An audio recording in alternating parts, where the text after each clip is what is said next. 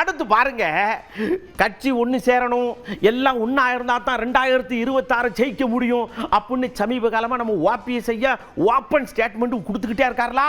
அங்கிட்டு கூடி ராஜன் செல்லப்பையா வந்து, ஐயா எதுக்கு நீங்கள் அவசரப்படுதிய, ஒரு 6 மாதம் செவனேன்றுங்க, சடக்குன்னு அவியலை கூப்பிடுவாங்கல்ல, அப்படி இல்லைன்னா நானே பார்த்துக்கிறேன் அப்படின்னு என்னத்துக்கு சொன்னாருன்னு தெரியல. ஆனால் போகிற போக்கில் சொல்லி விட்டு போயிருக்காரு. ஆளுநர் பதவி நாங்கள் ஜார்க்கண்ட்லேயோ மணிப்பூர்லேயோ கொடுக்குறோம் தான் சொல்லியிருப்பாங்க, நாங்கள் மறுக்கலை. அதுக்கான வாய்ப்பு அவருக்கு இருக்கிறது. ஆனால் அதிமுக என்ற இயக்கம் வளர்றதை வந்து சின்ன சின்ன இடையூறுகள் பண்ணாதீங்க.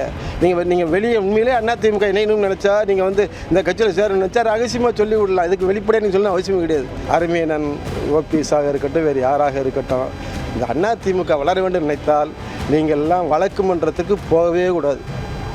அப்போ வந்து ஒரு 6 மாதம் பொறுமையாக இருங்க. நான் எங்களை போன்ற சட்டமன்ற உறுப்பினர் அண்ணன் எடப்பாடியார்ட்ட போய் கேட்குறோம், அண்ணே நல்லா இருக்கண்ணே சேர்த்துக்கோ அப்படின்னு கேட்குறோம்.